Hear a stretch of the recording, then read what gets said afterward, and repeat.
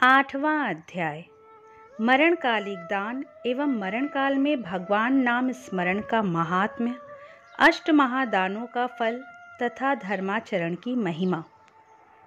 गरुड़ जी ने कहा, हे प्रभु, पुण्य आत्माओं की सारी पारलौकिक क्रियाओं के संबंध में मुझे बताइए। पुत्रों को जिस प्रकार वह क्रिया करनी चाहिए उसे उसी प्रकार कहिए।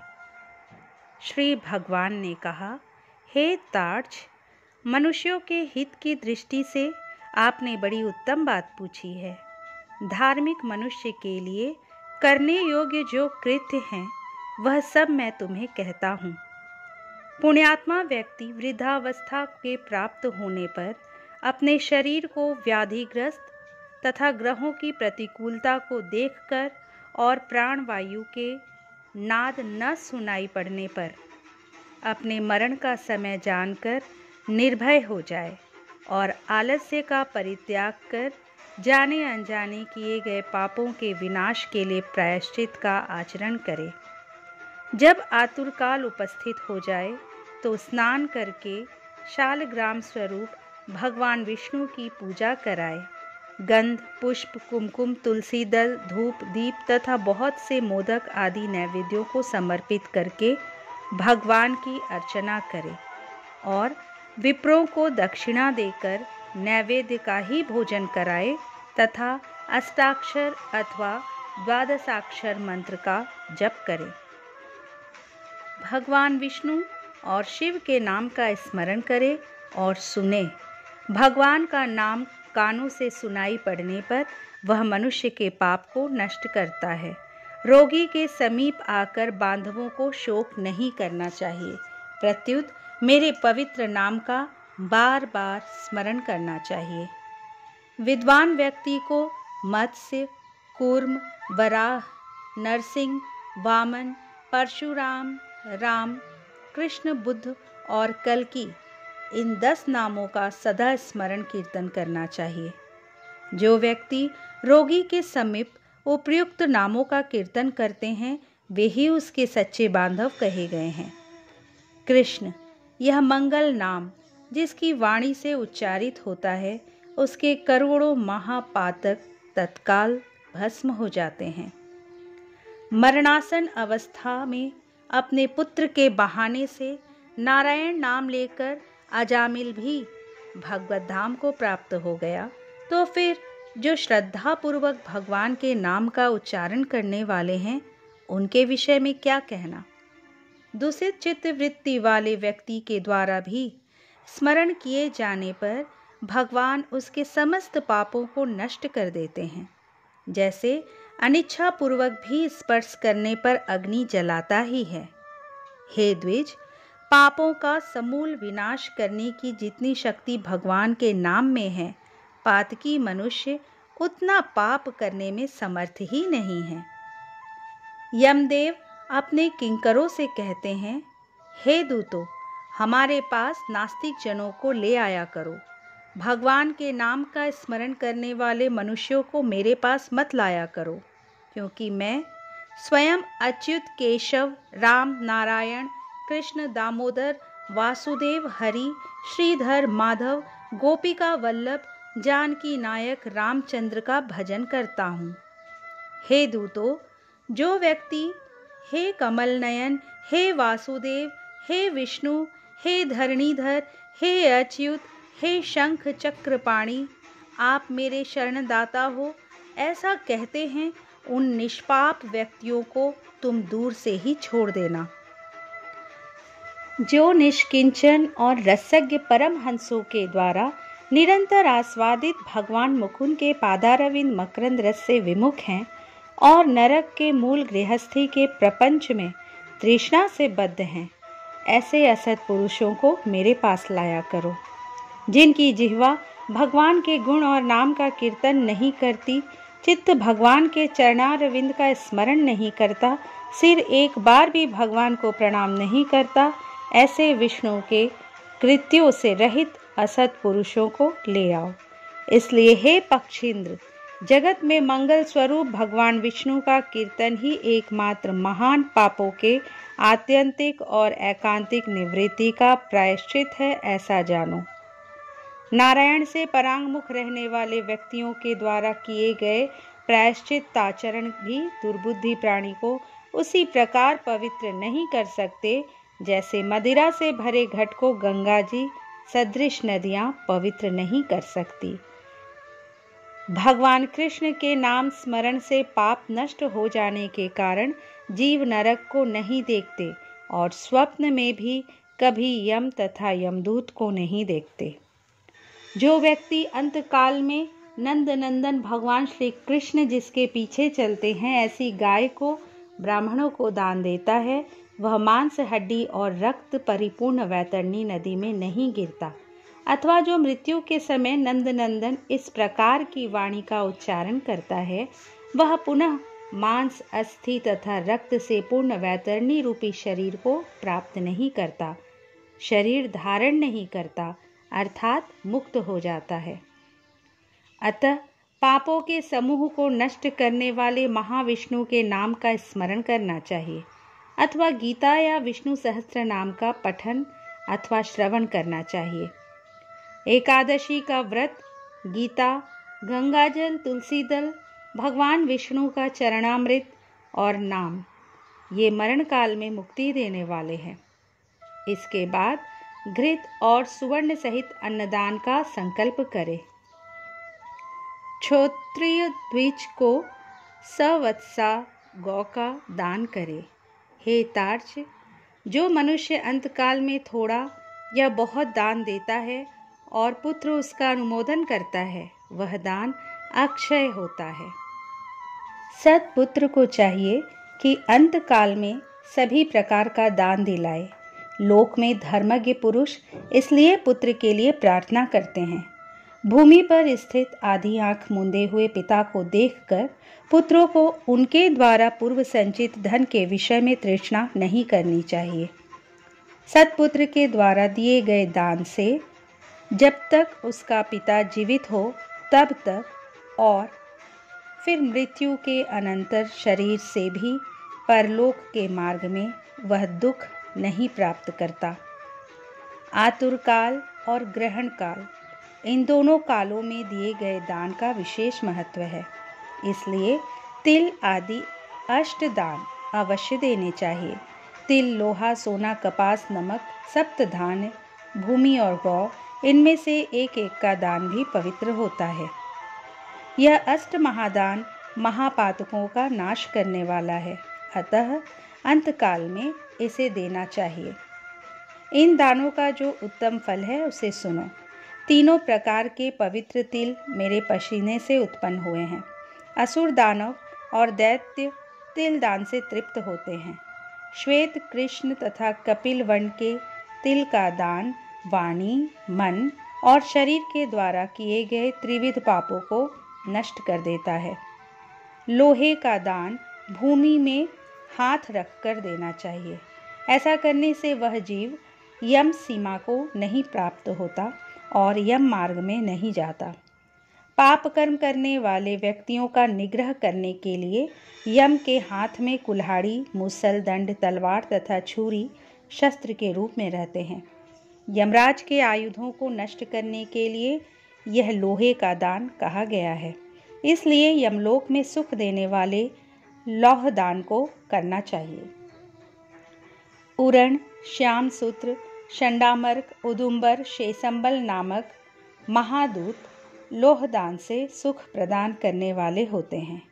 हे तार्क्ष, परम गोपनीय और दानों में उत्तम दान को सुनो, जिसके देने से भूलोक, भूवरलोक और स्वर्गलोक के निवासी अर्थात मनुष्य, भूत, प्रेत तथा देवगण संतुष्ट होते हैं।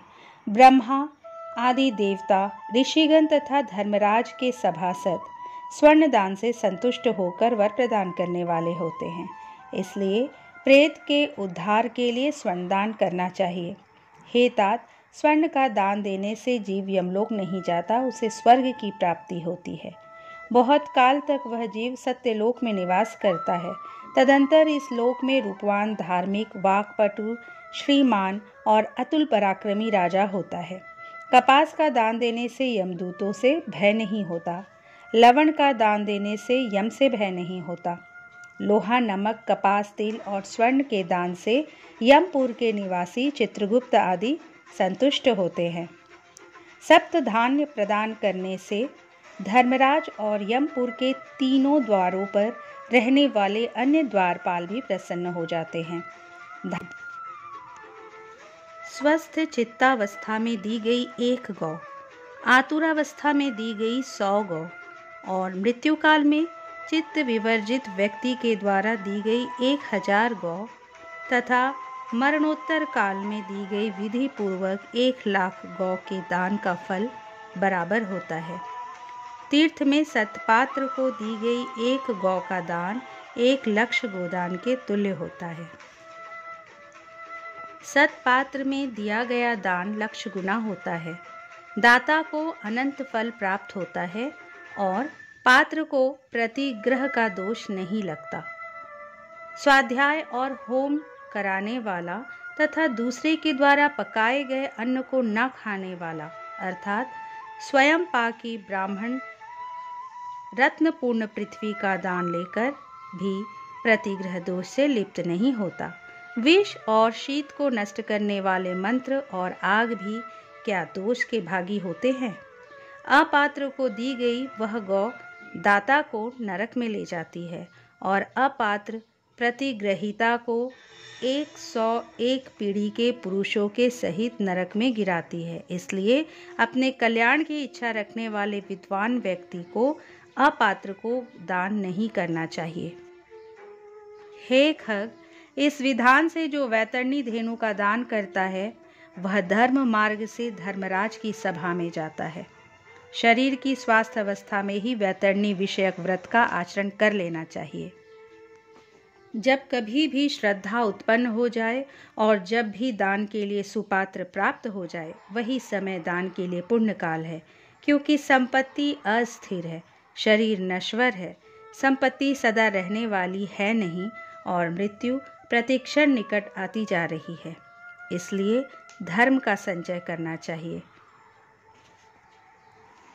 अपने हाथ से अपने कल्याण के लिए दिया गया अल्प वित्त वाला वह दान भी अक्षय होता है और उसका फल भी तत्काल प्राप्त होता है।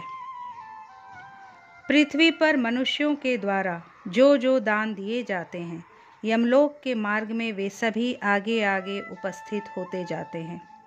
महान पुण्य के प्रभाव से मनुष्य जन्म प्राप्त हो जाता है। उस मनुष्य योनि को प्राप्त कर जो व्यक्ति धर्माचरण करता है वह परम गति को प्राप्त करता है। धर्म को न जानने के कारण व्यक्ति संसार में दुखपूर्वक जन्म लेता है और मरता है। केवल धर्म के सेवन में ही मनुष्य जीवन की सफलता है। धन, पुत्र, पत्नी आदि बांधव और यह शरीर भी सब कुछ अनित्य है, इसलिए धर्माचरण करना चाहिए। जब तक मनुष्य जीता है तभी तक बंधु बांधव और पिता आदि का संबंध रहता है। मरने के अनंतर क्षण मात्र में संपूर्ण स्नेह संबंध निवृत्त हो जाता है। जीवितावस्था में अपना आत्मा ही अपना बंधु है, ऐसा बार बार विचार करना चाहिए। मरने के अनंतर कौन उसके उद्देश्य से दान देगा? ऐसा जानकर अपने हाथ से ही सब कुछ दान देना चाहिए, क्योंकि जीवन अनित्य है। बाद में अर्थात उसकी मृत्यु के पश्चात कोई भी उसके लिए दान नहीं देगा। मृत शरीर को काठ और ढेले के समान पृथ्वी पर छोड़कर बंधु बांधव विमुख होकर लौट जाते हैं। केवल धर्म ही उसका अनुगमन करता है। धन संपत्ति घर में ही छूट जाती है। सभी बंधु बांधव श्मशान में छूट जाते हैं, किंतु प्राणी के द्वारा किया हुआ शुभाशुभ कर्म परलोक में उसके पीछे पीछे जाता है। शरीर आग से जल जाता है, किंतु किया हुआ कर्म साथ में रहता है।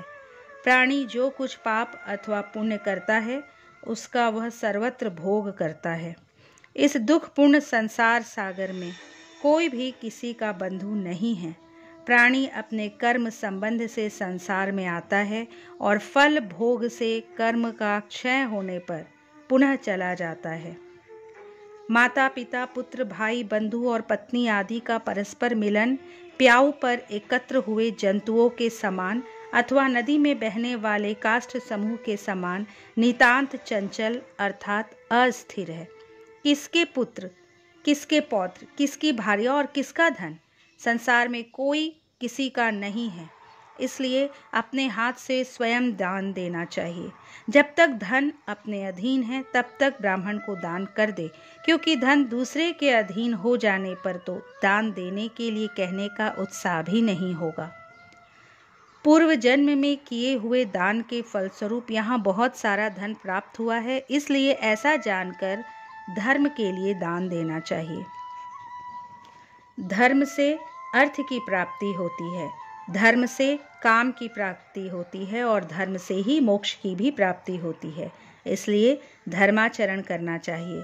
धर्म श्रद्धा से धारण किया जाता है, बहुत सी धनराशि से नहीं। अकिंचन मुनिगण भी श्रद्धावान होकर स्वर्ग को प्राप्त हुए हैं।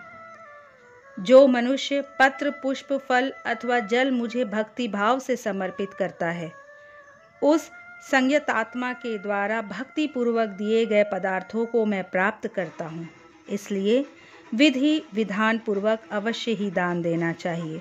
थोड़ा हो या अधिक, इसकी कोई गणना नहीं करनी चाहिए। जो पुत्र पृथ्वी पर पड़े हुए आतुर पिता के द्वारा दान दिलाता है, वह धर्मात्मा पुत्र देवताओं के लिए भी पूजनीय होता है।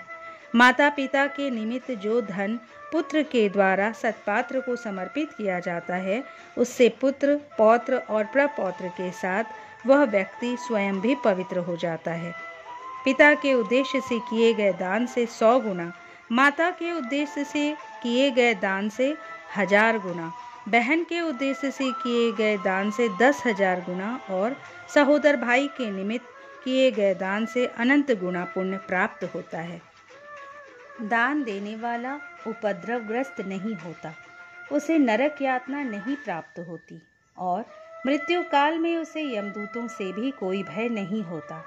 हे खग, यदि कोई व्यक्ति लोभ से आतुर काल में दान नहीं देते, वे कंजूस पापी मरने के अनंतर शोक मग्न होते हैं। आतुर काल में जो पुत्र पौत्र सहोदर भाई सगोत्री और सुहृद जन दान नहीं देते, वे ब्रह्म हत्यारे हैं, इसमें संशय नहीं है। इस प्रकार गरुड़ पुराण के अंतर्गत सारोद्धार में आतुर दान निरूपण नामक 8वां अध्याय पूरा हुआ।